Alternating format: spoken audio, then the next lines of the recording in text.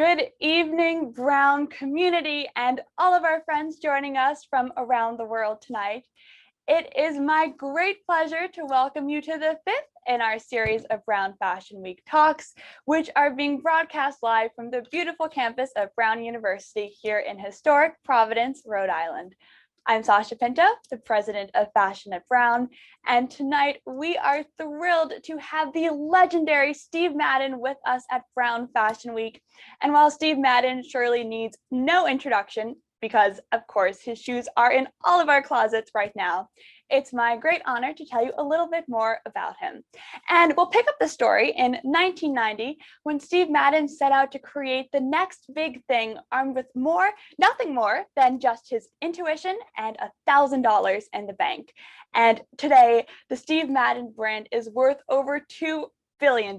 So I think we all agree that was some pretty good intuition. Steve Madden is an entrepreneur, an award-winning designer, a business titan, a devoted family man, and a recovering addict who nearly lost it all to the Wolf of Wall Street, only to rebound after 31 months in federal prison by giving back and creating an even larger global empire than before, which is a story I suspect many of you know from Steve's riveting 2017 documentary, Madman. And today, with 350 stores across the globe, Steve Madden continues to grow his company every day, including collaborations with such celebrities as Cardi B, Winnie Harlow, Kendall and Kylie Jenner, and more. And being ever mindful of the support he received when he needed it most, Steve is an active benefactor and mentor to organizations supporting those in need of a second chance. And on top of everything else he does, Steve also wrote a candid and inspirational memoir published last spring entitled The Cobbler: How I Disrupted an Industry, Fell from Grace, and Came Back Stronger Than Ever, which, well, pretty much says it all. And with that, please join me in a huge welcome for our distinguished guest, the legendary Mr. Steve Madden. Hello, Steve. How are you? I'm really good, and I'm glad to be here. Well, let me just... Can you hear me? We're good? Okay, you are all set. And let me start by saying how incredibly generous of you to be here at Brown Fashion Week. We are so excited. Yeah. So tell us, how's everything in Queens these days? That's where your factory is located, right? Well, we're coming back to life, and it was quite devastating, the pandemic.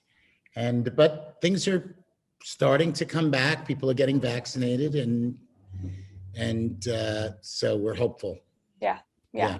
That's great to hear. We actually had our first day yesterday, fully back to work, sort of. Oh my goodness. Almost fully.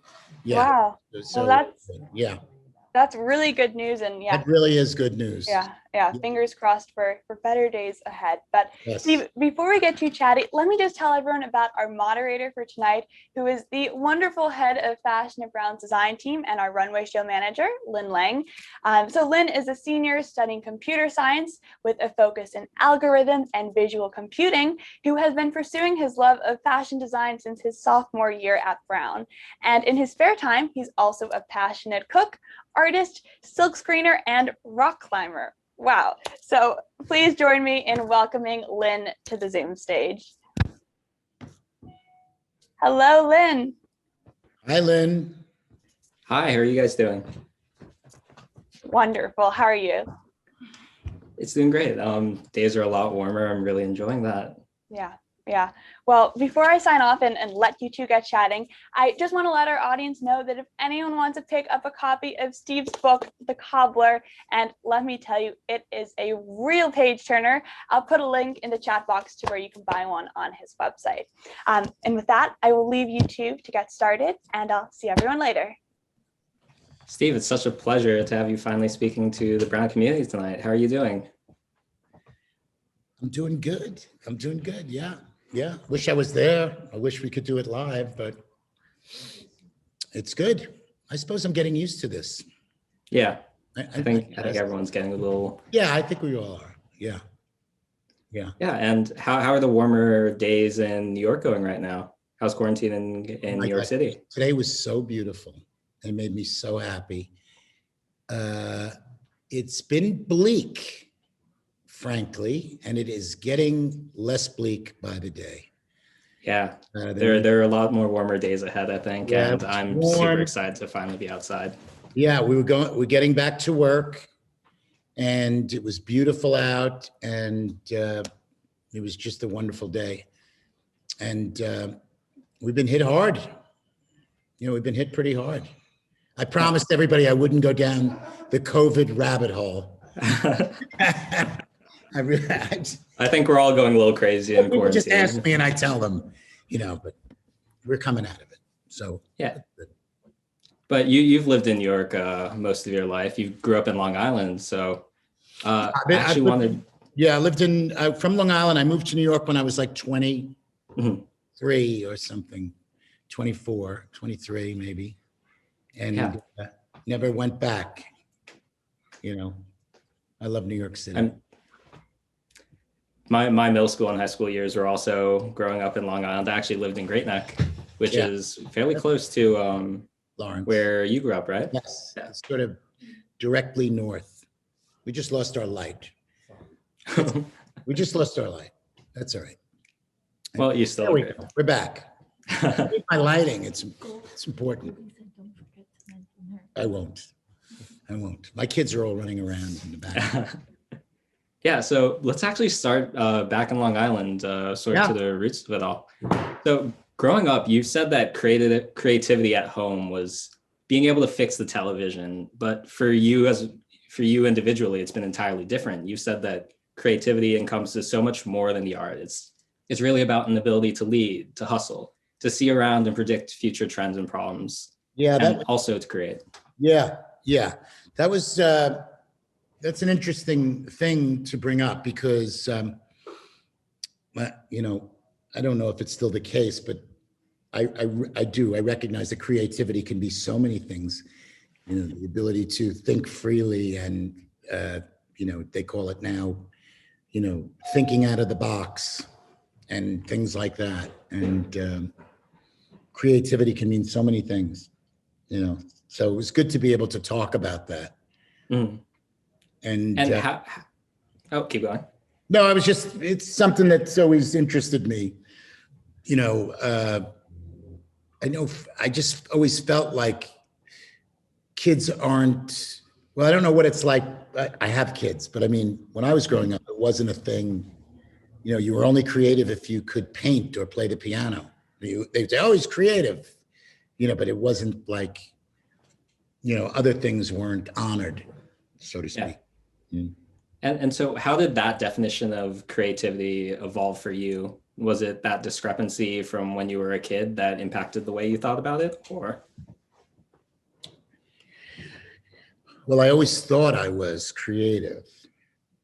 And then when I had the canvas of my, my business to do all these things, and then I showed myself and others that I, because really being an entrepreneur is like being an artist in a way, I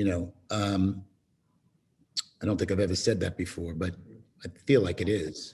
Mm-hmm. So much that goes into it, so much more than I could even say in a book. Yeah. And your father was in the textile industry. So growing up, did that have any sort of impact on your ambitions in footwear? No, I don't know. His business was so boring. I remember he worked so hard, my dad, and it was so dreadfully boring. And it was just, I can't even tell you. And, but, it was like, like piece goods, fabric comes from someplace, right? Yeah. It's one of those businesses that aren't too interesting, but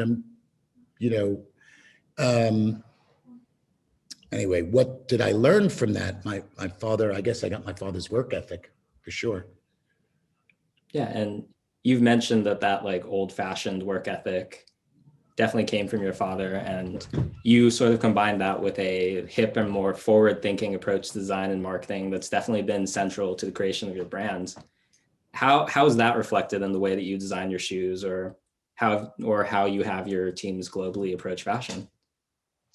So what I remember from the early days, it was a bit like, it was a bit like putting on a show. Well, we actually designed shoes for shows. We called them shows in those days, but it was like putting on a whole show, so it was a bit of theater. And now looking back on it, so we approached it like that, like it was like a whole production, Mhm. So Are there any moments from those shows? it was different than the shows like the Isaac Mizrahi movie where he's designing for the fashion show. It was different than that. There were big shows where buyers would come in and you put the stuff out and they would come in and buy. But it was a bit of theater, But we brought that to the shoe industry because I don't think other people did that, music and food and all this stuff. I think they might have done it in the clothing business, but not in shoes. Yeah. So it's different. You sort of made it like a community that people could come out to see and belong to, right? It's got to be good. So, and they were. Yeah. Yeah. And you also talk in your book about your time at Gilles d'Or and Toulouse as pivotal moments that started your journey into footwear. Yeah. Had you not worked in these stores, would it have changed how you approached anything, or would you have even not ended up in the footwear industry? I would not probably. I wouldn't be in the shoe industry. No. I mean, it was just serendipitous. I mean, working in Toulouse and started my love for the shoe business. So I don't know. I've just been very lucky like that. I'm not sure what I would have done. I really don't know. Had I not, something that I fell into when I was 17, and here I am, still doing it. Yeah. I don't know what I would have done. And so, do you think I always wanted to be a bartender. I always thought bartenders were cool. Like I always like, oh God, that looks like such a cool job. But I probably would have drank everything and got kicked out. And so one central element of the Steve Madden approach is that you tend to go into the physical stores as well to watch people try on test shoes, right? So did your time on the sales floor really contribute to that, or? I don't know. I mean, yeah, I guess. I love going to my stores. I love talking to customers. I like to see what they like. It's always been instrumental to my process. So it's very helpful. It seems to have worked. I enjoy it. I actually enjoy it very much. It's one of the things that I love about what I do. It was a lot easier when I was 30 years younger to do. But it's my first store was in '93. It's actually 28 years ago. And but I love it. I love going to my stores. There's nothing better than walking into a busy store. That is the best feeling in the world for me. Yeah, definitely. And so do you think your process has changed since the 90s when you first started the company and now? Or do you find things to be a lot more similar than you thought they would be? I would say my process is very similar. Yeah. But that's because I have taken care of other things in the company. So in order for me to do the things that I like to do, I'm able to, because, as businesses get bigger, there's all sorts of new responsibilities and new things new challenges and stuff. And I sort of want to focus on what I do, which is try to come up with good shoes. Yeah. We have all sorts of new stuff. Business changes all the time. So many new things. And so I have a lot of people that do all that stuff. But one thing that never changes is people like good shoes and making good shoes. Mm. So that never changes. Yeah. And the Mary Lou was one of your breakout shoes. What really inspired that shoe? What were you trying to convey visually?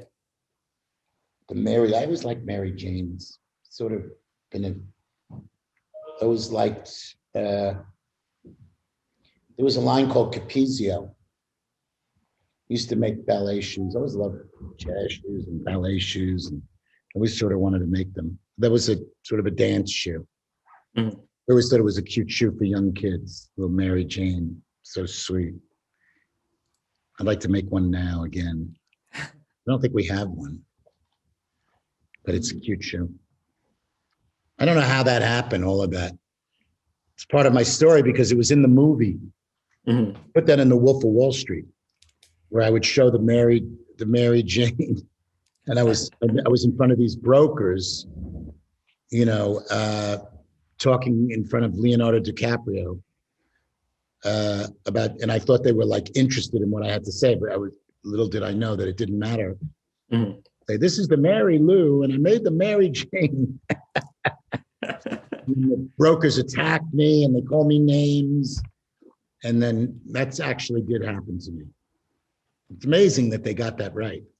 Yeah, I was always curious when I watched The Wolf of Wall Street whether that scene in particular had any resemblance. It was fantastic. Did they approach you at the time for it and to like get the sense of what was going on? They did. We met with the producers. Well, I wasn't too keen on having, first there was a book and then there was a movie. I was sort of not so crazy about the whole thing.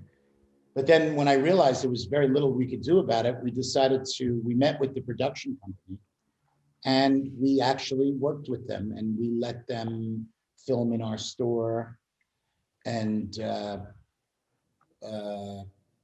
create what it was like in 1993, the Steve Madden experience in the shoe stores.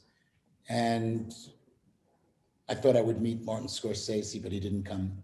Oh. He did it remotely. Unfortunate. It was like it was COVID. He did it remotely. He really did. It was unbelievable. I was so disappointed. I thought I would meet him. Say, Marty, let me just tell you what we were wearing. But I got to tell them like the songs that we listened to, because I used to play music. And, back then, have a certain vibe in the store, and then it was well, I think that scene was edited out of the film of our store, but they used our commercial that we ran at the time that won awards, and it was good. It was a good film. It was a really good film. Actually, quite underrated. I really was. Yeah. Yeah.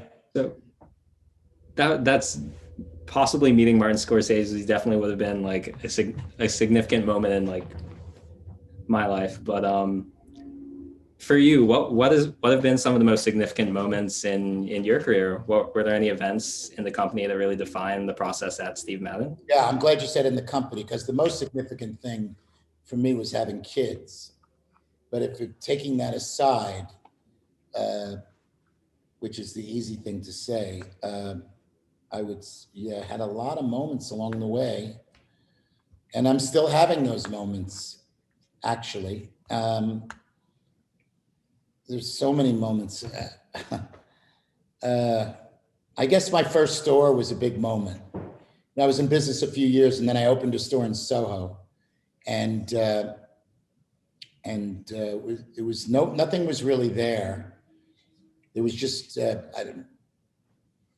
Dean and DeLuca was this really cool supermarket, I guess, and that was it. It was me and Dean and DeLuca, a bunch of jeans, junky jean stores and fabric stores, and maybe one or two shops, and the street just became like, it started to just become an insane street, and all the people, cool stores started to coming down, and it was amazing.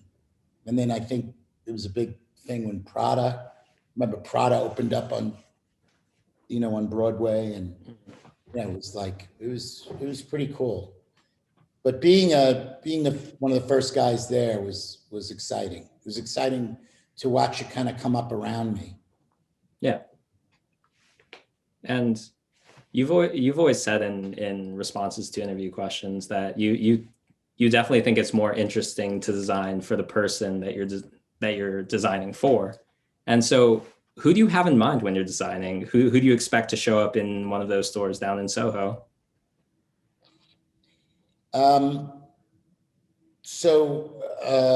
It's just sort of everyday sort of women, people that you would see on the street that like fashion, that's sort of what we're about. I like to make shoes that sell to everybody, and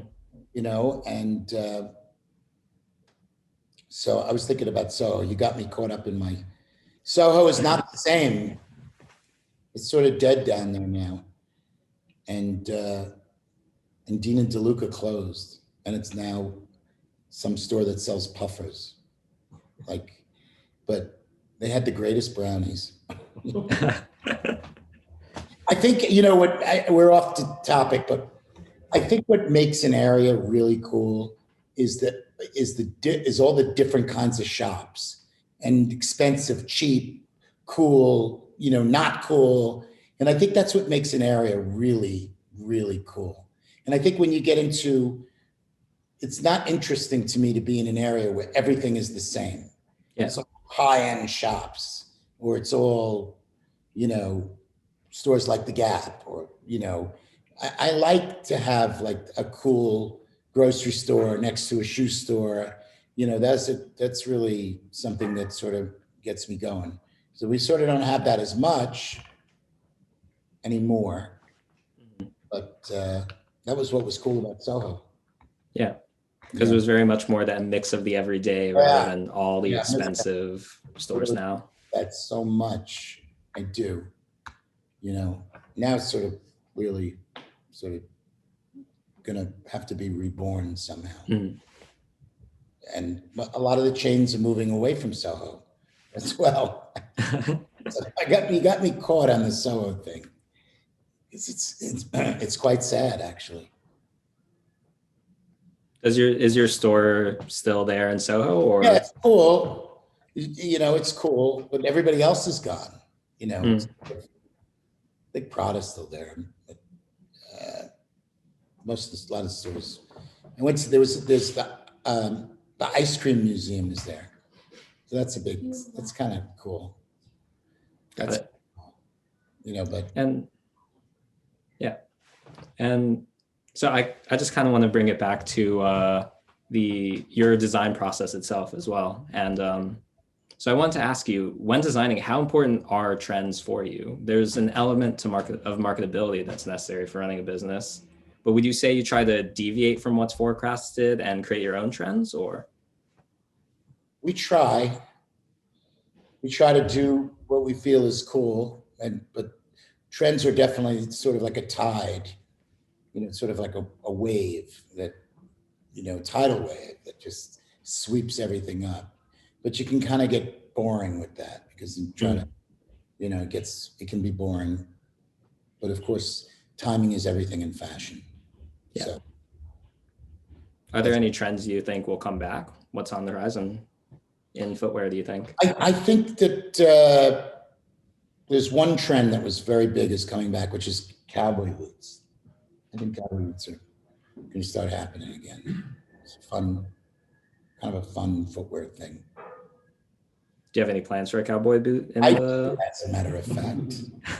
I like them. I think they're cool. I used to wear cowboy boots. Not so much anymore? No, I wear engineer boots then. I've worn them. Haven't worn cowboy boots in a while. They kind of look a little funny. Funny wearing cowboy boots in the city. Yeah. And aside from cowboy boots, you've also started to make sneakers today, and you've purchased the footwear brand 𝐀𝐁𝐎𝐶 out of Brooklyn. what sort of factors have been contributing to those decisions? So sneakers are, a way of life, and we want to make fashion sneakers for our customers. And so we sell quite a few sneakers. I always sort of was afraid of it, It's a Nike, all those guys, but we've shown that we can make some fun fashion sneakers. We've done very well with it. So. And do you think that designing for a new generation of millennials and Gen Zers has changed your approach at all, or? Well, I would say the big thing is social media. Yeah. That's been the big game changer. But other than that, everything else is, it's sort of taken the place of all the magazines, and all of that. But it's so intense. Social media is it's so powerful, and influencers are so powerful. It's like a whole new ballgame. Yeah. They're different, and really different. And alongside social media, celebrities as well have definitely been important for your brand. You've definitely worked with a ton of high profile names. What comes to mind when you're designing for them? What do you have in mind? That's a good question, because we try to the few times that we've done it, we always try to kind of work with them to get the essence of what they're about. Sometimes difficult to do that, because actually engineering a shoe is quite difficult. So it doesn't always work out. But we've had some good collaborations, and enjoyed working with Cardi B. She's an interesting girl. And we worked with 𝐀𝐄𝐄𝐊, and we worked with the Olsen twins. And we've done a line with Madonna.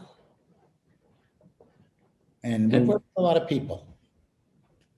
Do you have any particular moments that stand out? My favorite thing to do is to work with, it's never really quite, you're always kind of pushing the Steve Madden bit down, and, but it was fun working with Cardi B. It was just fun. So that was cool, but it wasn't any kind of, sort of creative breakthrough or anything like that. But it was fun. She was the most fun I've had. What was working with her like? What? She was it was interesting because she was sort of just, Bodak Yellow had just broke, and it was a monster hit. And she was, sort of like the beginning of her explosion. And it was funny watching the whole thing. And she was a good sport about things. And I think she's gone to a whole level of popularity now. It was even more intense. And it was I think, American Express commercials now or something. But yeah. I don't know if she does that, but she's, that was fun. It was enjoyable. Work with quite a few. We had a music program where we tapped into, we worked with Katy Perry and Lady Gaga, believe it or not. Mm-hmm. Yeah. So it's not my favorite thing to do, yeah. But it's good once in a while, for a laugh. Mm-hmm. And so now that we're in a sort of more digital era, how has that changed your approach in marketing and selling your shoes? What ideas do you have to design for the kind of consumer that wants comfy slippers and clogs when they're working from home? We didn't have enough of those kinds of shoes. It was quite dramatic, all those kinds of shoes. But we had some. But, that was big, the little schluff around shoes. Wish we made more of them, But now we're actually, believe it or not, selling a lot of dress shoes. Really? Yeah. I wonder who's wearing them. but we Yeah, are. it's really surprising. Yeah. But we are. And I think, you know, that when this thing ends, which we're getting close to the finish line, you know, it's going to be like the roaring 20s. It's going to be just, consumers are going to go hog wild. Everyone's going to just burst out of quarantine. We're going to start going out a lot more. And I don't know where that's going to take us, but it's going to be in we're going to a whole other wild place. Do you have any ideas for when that happens? What sort of shoes you're going to be We're going to putting make out? a lot of dress shoes, a lot of going out shoes. Mm-hmm. Yeah. And so I kind of wanted to talk about your biography itself, The Cobbler. You mentioned that one turning point in the journey of your recovery from addiction came one night when you were alone in your apartment. You had cinder blocks in the living room. Oh my God. With books stacked all on top of them. I tell that story in the book? And they exploded in the living room. Yeah. I took it as a sign, and that it is really a true story. You know, I was sitting there, everything was going wrong, and I remember my dad was sick, and everything was. I remember it was a bad moment. And the cinder blocks just exploded, and everything. It was like an explosion. It's like, you know those pictures when they blow the casinos up. Yeah. Those videos. That was it. So yeah, I got sober. Yep. Yeah. What was running through your head when all of it just came crashing down? Oh my God. Well, you know, I knew that we were at the end of something. Yeah. So, it's like the next, it was like the intersection of hope and despair, boom. Maybe. And sounds good. Definitely sounds poetic. Yeah, but it does sound poetic. Have you ever felt that in a way your desire to make footwear, create shoes that everyone could wear was key in that turning point at all? So, that was before Steve Madden. I was working for another company. I was working for a shoe company when that happened. But yeah, work has been, my work has been, also so helpful to having a purpose is so great. So good to have that. Yeah. And since publishing your biography, I read in an interview that once the pandemic began, you said that you wish you didn't write it now, that it was very naked, very bare all. Well, and I promised I wouldn't go down the pandemic rabbit hole. I swore an oath. I did, because I had to read the verbal book. What do they call it? The audio. And so we had done it, before the pandemic. So then I got to read all this stuff and I was like, oh God, why did I say that? Leave me alone. I just wanted to be under the covers and sort of not be bothered by it. Like I was in a different place, but I'm coming back to that place where I want to be out again. Yeah. But for a while in the pandemic, I went underground.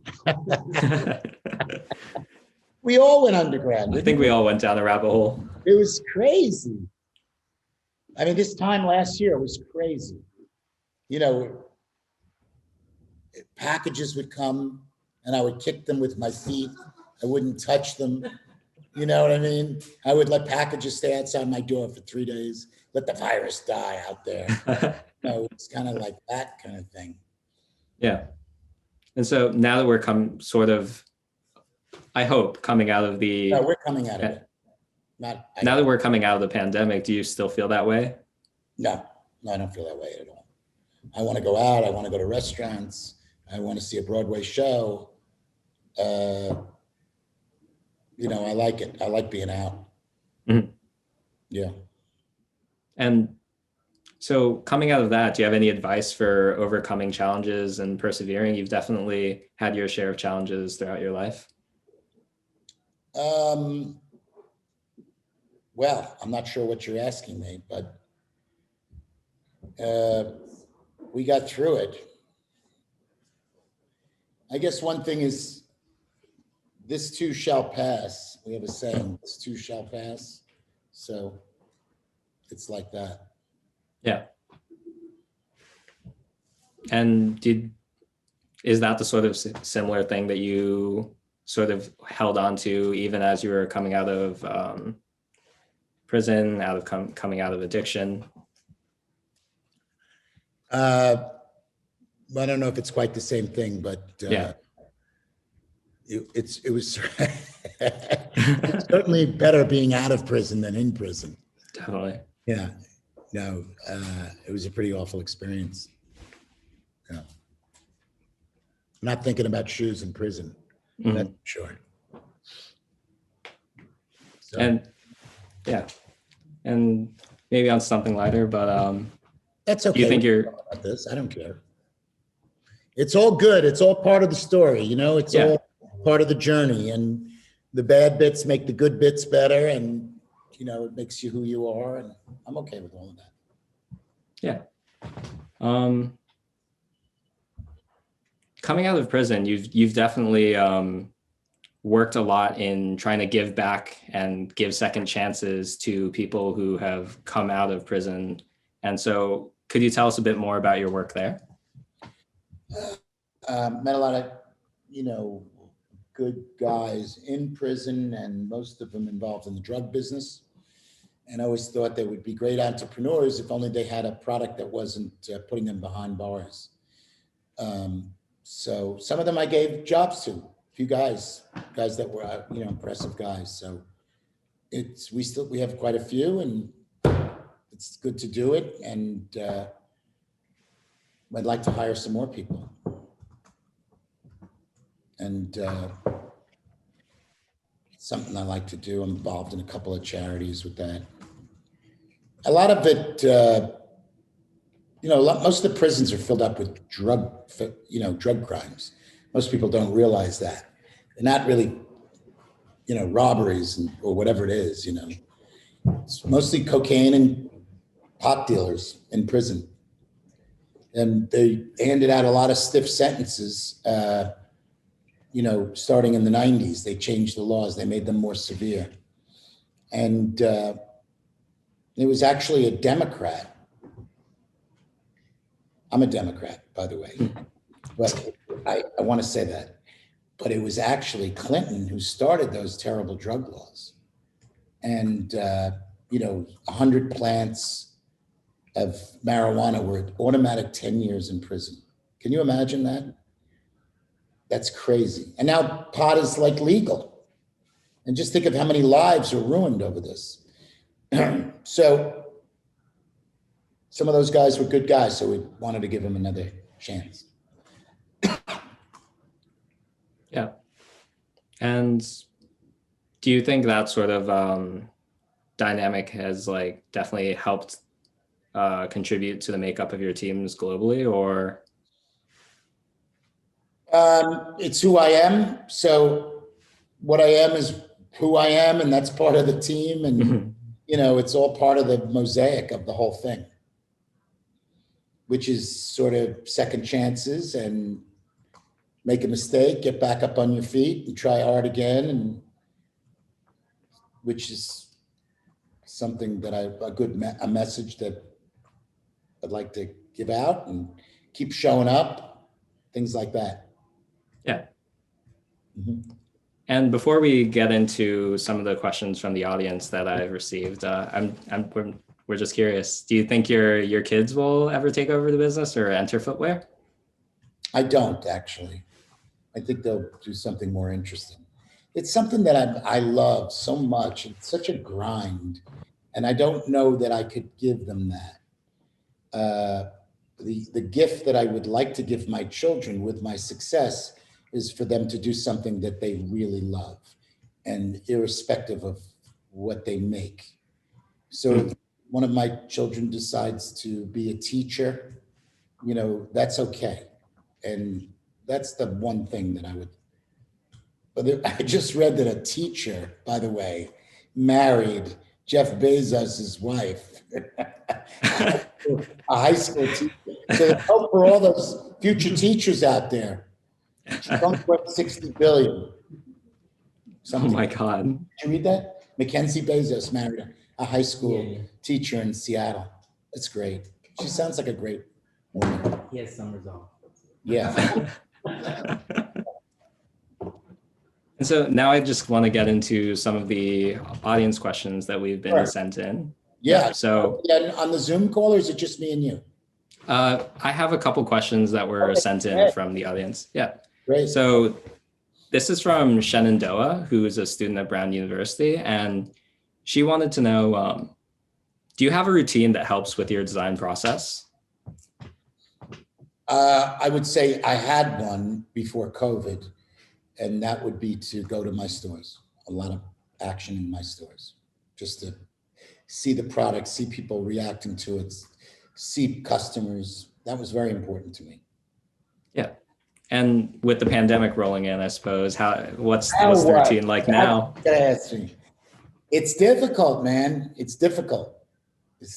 I feel a little, I can't wait for them to, well, we have some stores that we're doing great in. I've been going to, my South Florida stores. They've been very busy. So, but yeah, I miss it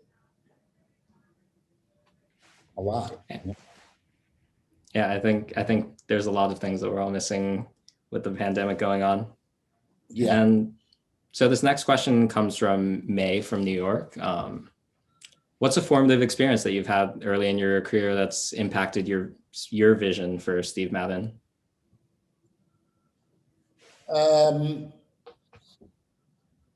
Whoa.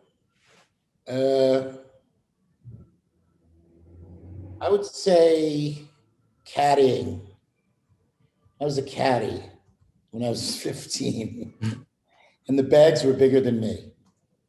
And I made $16 carrying 2 big bags for the day. And it was backbreaking. And it's something that formed me, and,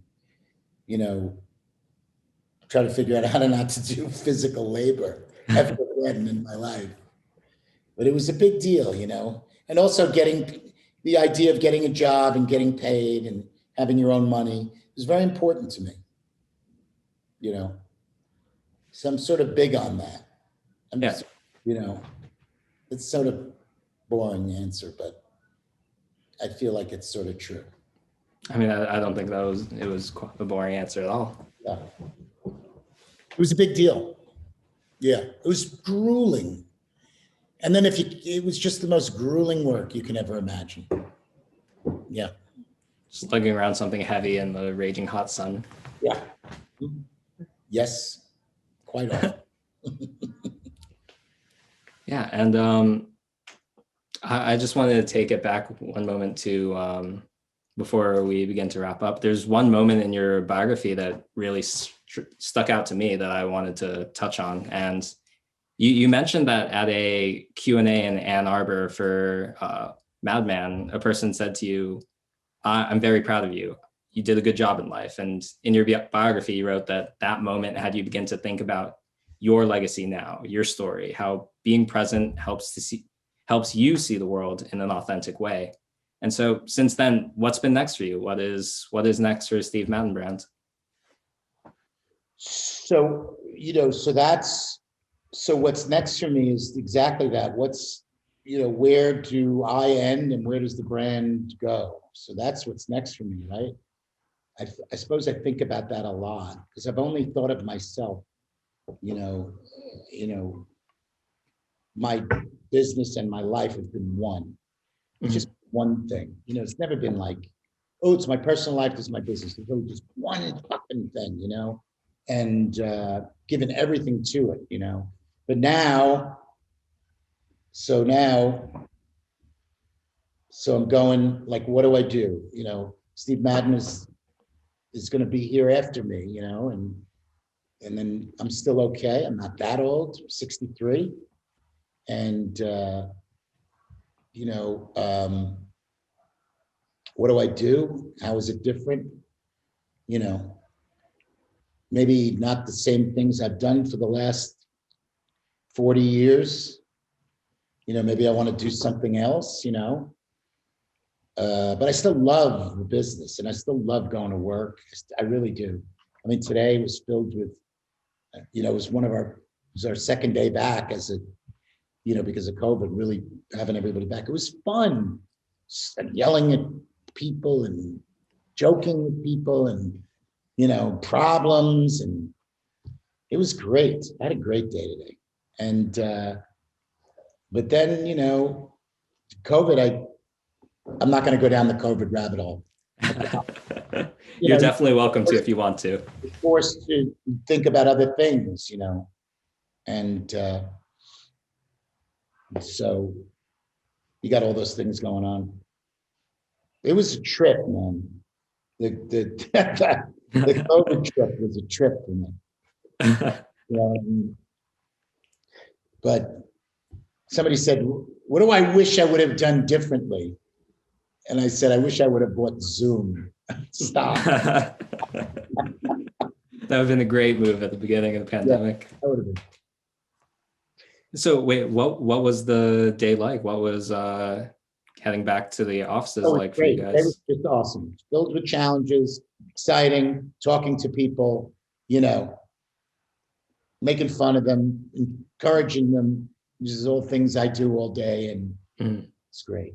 It was really fun. And I love doing that. I forgot how much I loved it, I forgot about it, but we'll see what happens. Yeah, definitely.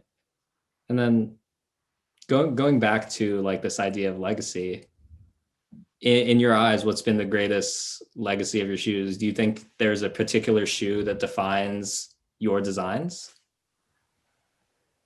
I would say the next shoe, I really don't think there's any one shoe. We've had so many hits, and no, I don't sort of not my thing. I mean, someone show me an old shoe and I go, yeah, that's cool. There were certain shoes that we sold millions of pairs that are certainly, amazing, but I'm into the next one. What's the next great one?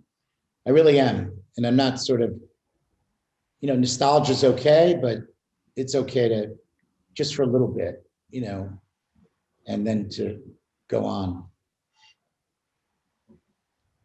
Yeah. And you have more to think about when you get older. You think about all this stuff. And it's, it's nice. They're nice thoughts, but you got to keep moving. Mm-hmm. And you've definitely mentioned before as well that a good shoe is a good shoe regardless. It's timeless. And so to you, what are the hallmarks of like a timeless shoe? Well, it's not quite true. I mean, I may have said that, but actually shoes are very much of their time. And sometimes when you pluck them out, they look a bit funny. They look, so it's not quite like a song, which would be timeless, but certain shoes don't age well. I've looked at some old shoes and said, "Oh God, I can't believe that I made that." But then some of them still look good. But I would say that the search and the journey to make great shoes is timeless. It doesn't change. I'm probably answering this different than I did in another interview or whatever. It's okay. But that journey doesn't matter what platform you're on or what technology or, Facebook or, Instagram or, Vogue magazine. It's still the journey to make the best shoe you can. Yeah, definitely. Yeah. We're still doing it. And so just as a final thing, do you have any advice or any sort of wise words for the Brown community who's listening in on this right now? I have a couple of wise things that I've thought about. I would say that if you are, two things that I've thoughts that I have. If you really do want to go into the apparel or the clothing business or the shoe business, it would be great to work in a store. It would be invaluable. And the second thing I would say to entrepreneurs is, if I was in college, I wouldn't take business classes. I would take philosophy classes. And that would be my advice, is to study as much philosophy as you can and to learn as much, rather than business. Business classes are just, I don't think they kind of sort of capture it. And I think philosophy actually captures it a bit more. That would be my advice. So I would say, study philosophy and go to work in a Zara. That would be my, that would be it. Well, thank you so much, Steve. And thank you so much to everyone else for joining us today. And we hope to see you at one of our other wonderful Brown Fashion Week events over the next 2 weeks. It was great. So thank you so much.